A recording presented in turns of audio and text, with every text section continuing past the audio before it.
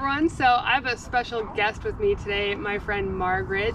She just got her very own accessible camper van built out, and I've heard a lot about it for the past few years, but I've only seen pictures, and today I get to actually take a tour of it. We've been, I guess, friends now for like probably 2 seasons. Two years, yeah? Yeah. You reached out to me back in 2021, I think, the start of 21. And that's kind of how we started going back and forth. Yeah. So yeah. And then, well, we've hung out a couple times since then. Yeah. I brought my van to your place. You're also a snowbird. You're Canadian, but... Yeah, we have a home in Palm Desert, California. Okay, a little bit about your history. What's your level of spinal cord injury and how long have you been using it? So I've been in a chair for 33 years this coming April. I am a C6, C7 incomplete quad. I'm functionally complete though. I have a little bit of hand function in my right hand that I probably shouldn't have. Going back to your van, what were some of the must-haves that you wanted in the van? 3 things. It had to be a bed that was at the level I could get on and off without too much difficulty. I wanted a toilet and I wanted a shower. Mostly, I call this the hotel on wheels. I've just been so tired of traveling and getting to a hotel that is not as billed, or going to family and friends' homes and either hobbling along or not able to stay very long and having to turn around and go home, or having to rely on people, family or my husband, to give me a hand. Yeah, van equals independence when it's built properly for you. So Yep, absolutely. totally get that. Put on about 10,000 kilometers since I got it in June. At the end of June, 1st of July was the first trip. Yeah, so. And you, before Vanlife, you did teardrop trailer, right? I had a teardrop trailer that I pulled behind my little van.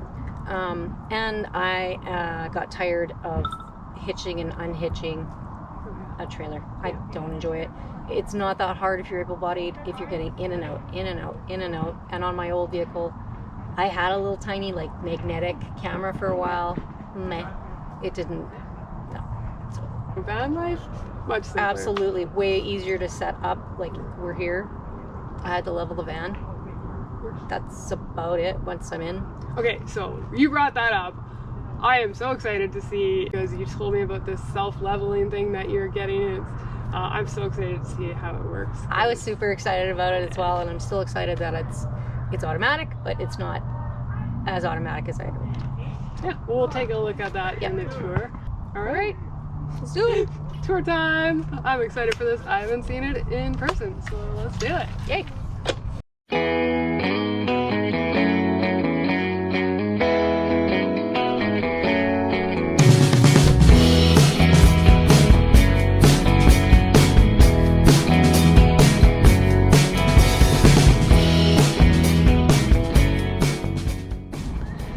So you have the super arm lift, which is what I also have on my van. This one is older, so the controls are a little less refined maybe than what you have on yours. This is a barn find, which I got for 600 bucks. I remember seeing it online for sale, and I told my friend who was looking for one, and he called the day after you bought it. And he was so upset that he missed out on that deal. Yeah, so we had to do a little bit of, we had to sandblast and powder coat it again and redo the wiring. But that was all relatively easy. And put a new pendant on. And then we put a switch on the post so that when I'm down I can use that to get in and out, or get the lift in and out. Right.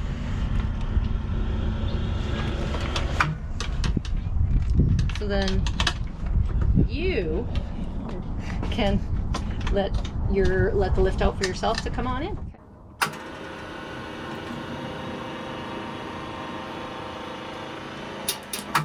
Keep going. I'm actually impressed that both of us fit in the entrance, so we're kind of right adjacent to we can't move, but we're good. We're here. We can pass each other. We can, yes. So we can change positions in the van. Yep. Okay, so on the left I see a fridge here. It looks like it's raised, probably just to get easier access to it. For me, it's hard to bend down and reach and grasp. It's easier for me to go straight ahead or up. So I know it may seem odd that I have a lot of stuff that's up, but that's worked well for me. And then there's other stuff because I travel with my husband a little bit. Some of the storage is for his stuff, and then for things that I wouldn't need to get out all the time, toilet paper, like soap, stuff, cleaning supplies that I don't get out every single day, medical supplies, that kind of stuff. Good. Yep. And then on the right here, my right. I wanted a flip down, so this countertop actually flips down out of the way altogether, and I have an induction cooktop on the top.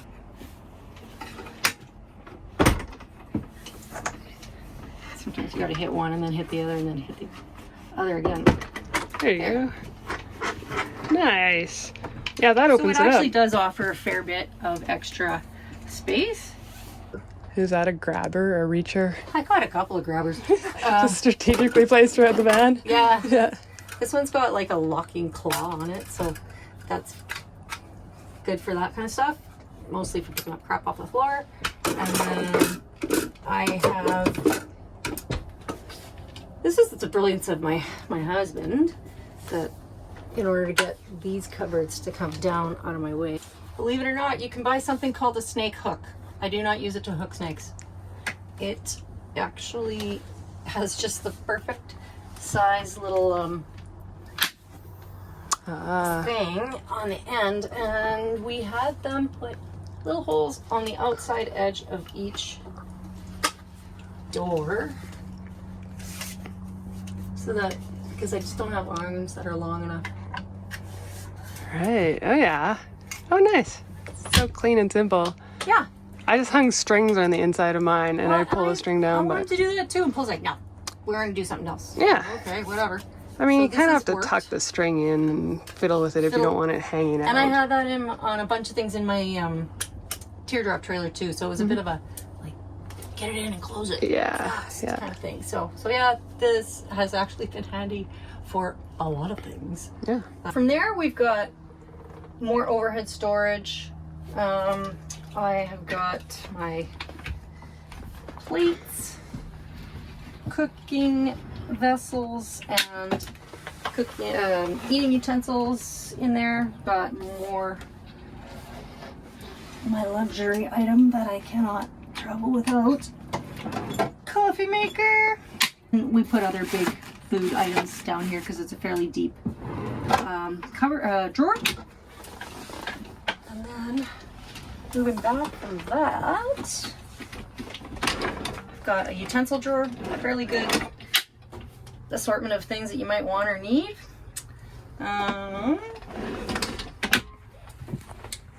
Sink. It's a pretty itty bitty little sink. It does the trick. I get to wash all the things that I need to wash in there. One thing that I might do differently is it's pretty close in here when you're in here trying to do stuff. So I really gotta come at it at a different angle when I'm washing stuff. Right. But you know what? I get stuff done. It's fine. The crowning glory is my toilet and my oil-in shower. So this van has actually got 2 subfloors. So it's not as tall as one might think, because there's the subfloor and then there's another floor above that so that we could drop a shower pan. And yeah, so I transfer when I'm having a shower, I transfer onto this beast, and it's not exactly as I wanted it to be, but the issue is more that it's just a little bit too high profile, so the transfer is a bit of a challenge. Right. And they made it so snug, tight to the toilet seat underneath, that it's a real big challenge to pull off. Okay. But I'll still show you anyways, because this is what it's like to be on the road if you're me. So why not see what it's all like? So when I go back in the spring, I'm gonna get them to cut down the seat and to make this a 1-inch shower bench. Okay, so wait, you have that in when you're showering? Yeah. Yeah. In the shower, just you pull the curtain around. So you transfer onto the bench, or you just pull the curtain around, and does it contain the water really well, or is it? I guess it's not perfect. Yeah. It's pretty good. But your flooring looks totally waterproof. And Yeah. The biggest issue is that sometimes if I'm parked on a bit of a hill, Right. the water runs this way or drain. that way. But yeah. No, you know what? It does it. I have a shower every other day or every 3 days. So, anyways. Okay, so it does flip up as well. Oh yeah, It I does. see. It Yeah. flips up for cleaning primarily, really. And I get it out of the way so I have more space, turning space on the floor of the van. This is the first accessible van build bathroom I've ever seen. Most people are just dirtbags like me that shower and use bathrooms that are public.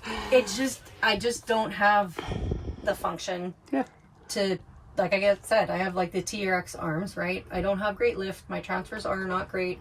I've only got maybe a 2-inch up or down range for transfers. I'm not going over a gap. It's got to be a nice, tight, snug spot for me to get in and out of.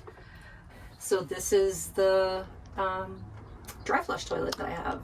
Is that tinfoil in there? No, tinfoil. it's a bag. So this trim piece comes up and off, this seat piece, and inside, and I'm not going to lift it out because it's kind of installed and ready to go. Yeah. So there's another receptacle inside that's octagonal, and it's placed onto a key, and there's a motor in the back, and every time you flush it, it also has a vacuum and pulls the whole bag down. Okay. It twists the waste or deposit. Yeah. And so there's like 2 or 3 different actions where it twists it, sucks it in, and yeah. It's kind of like a really big diaper genie. It's exactly like a diaper genie. Okay. And it is legal to throw in landfill. Right. And it gives you a little warning when you have one more flush left. Oh, neat. It's got a red, I call it the red line. We hit the red line. It's literally a red line in the bag. And it... How heavy is it? I don't let it get to the red line if I can help it. Right. You can see right now, I typically put a piece of masking tape here and start marking off flushes. There's supposed to be Your about flush 15 counter. flushes, yeah. And, okay.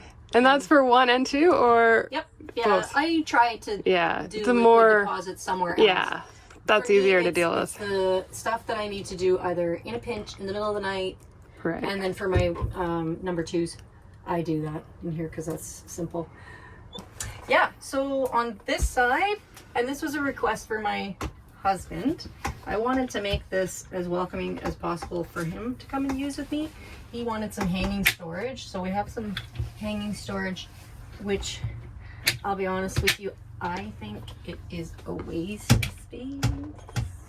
But he really likes it. He really likes to have a place to hang nice clothes that are pressed. He likes to get dressed up and go out and stuff, so and I'm able to store some coats in here that would be hard to store otherwise.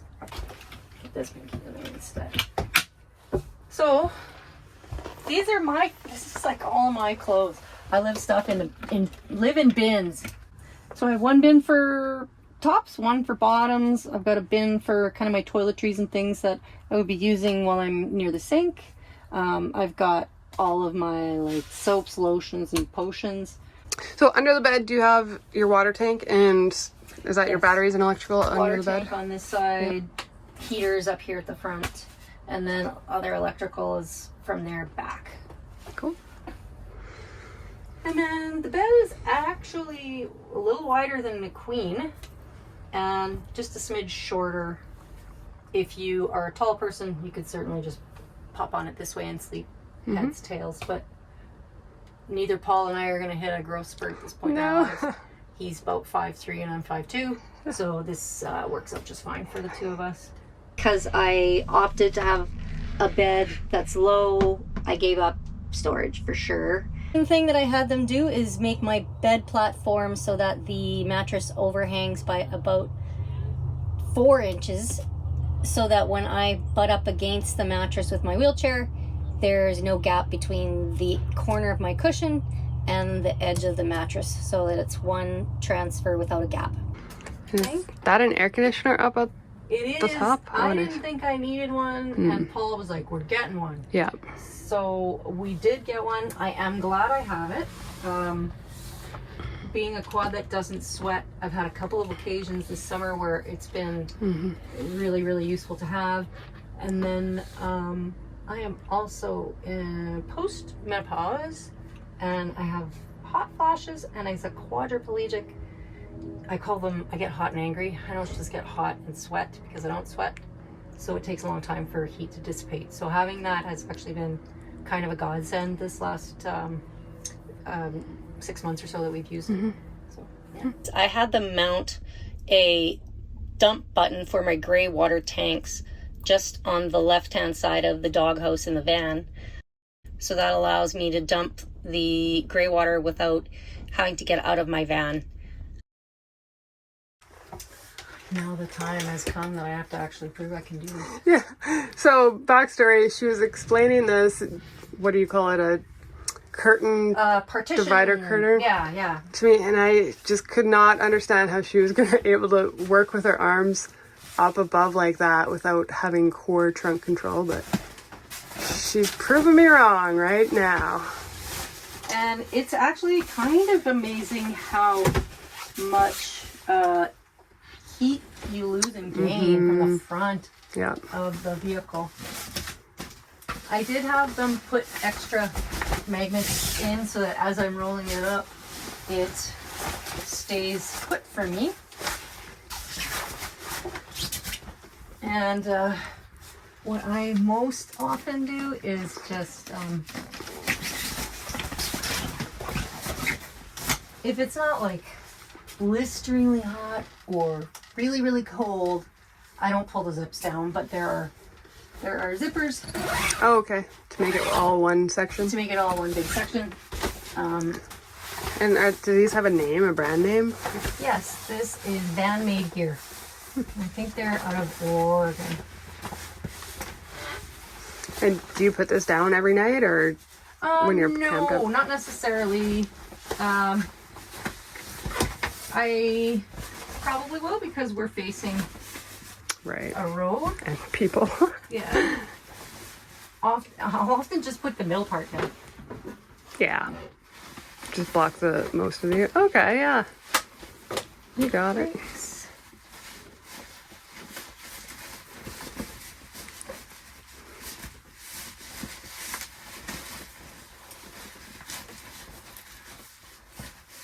Come on. Yeah. Where it needed to be. Nice. Down. And then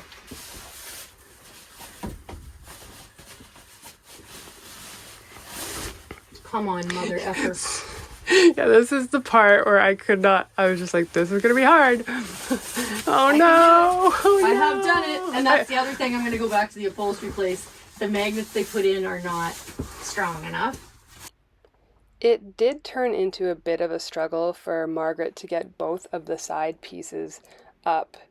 It was just very difficult to hold the fabric while it's wound up and then clip the magnet so that it would hold it securely.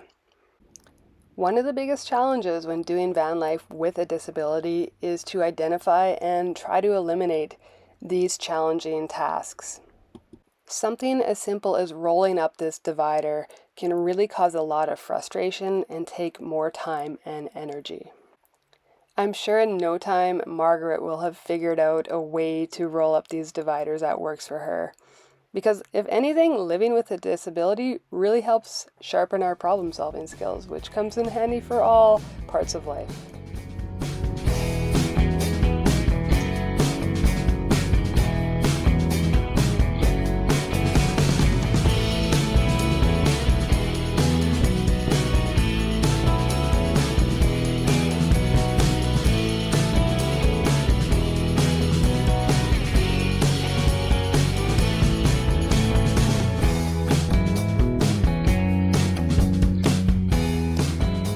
I got this auto leveling system so that when I was in sites that were quite uneven, I could get the van very quickly set up so that I wasn't rolling all over the place and having a hard time transferring or, you know, hanging onto my chair with one hand and grabbing a bowl and that sort of thing. So the way it works in theory is you turn the power on, And as you see all these little lights on this panel flashing around, it's calibrating and feeling out where everything is. And there are 4 hydraulic jacks underneath the van, 2 in the front and the front suspension, and 2 at the very back of the van, not under the dualies. And the problems that I've had are that it doesn't have enough travel in the back 2 jacks. So in order to level, I had to have extra little plastic leveling Lego blocks put on the back feet, and that's been a meh experience, other than it allows me to level it, but they just plink off like paint chips. At the front, it lifts the whole thing right off the ground.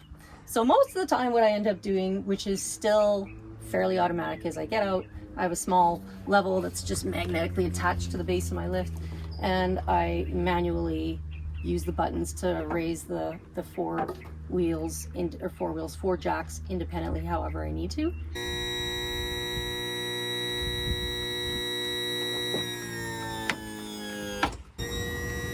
It's weird the sound comes from the back.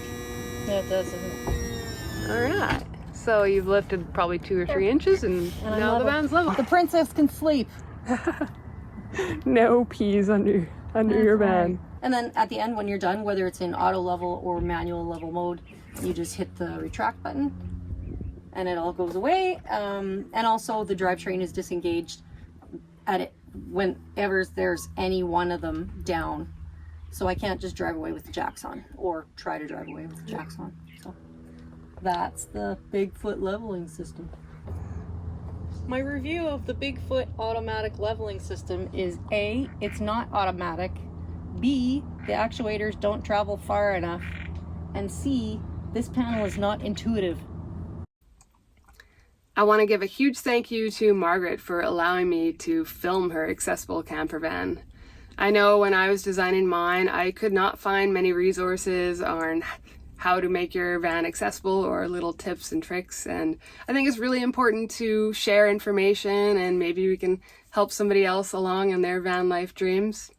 If you have any questions for Margaret, feel free to pop them in the comments, and she might answer them on her own, or I'll ask and I'll answer them in the comments for you.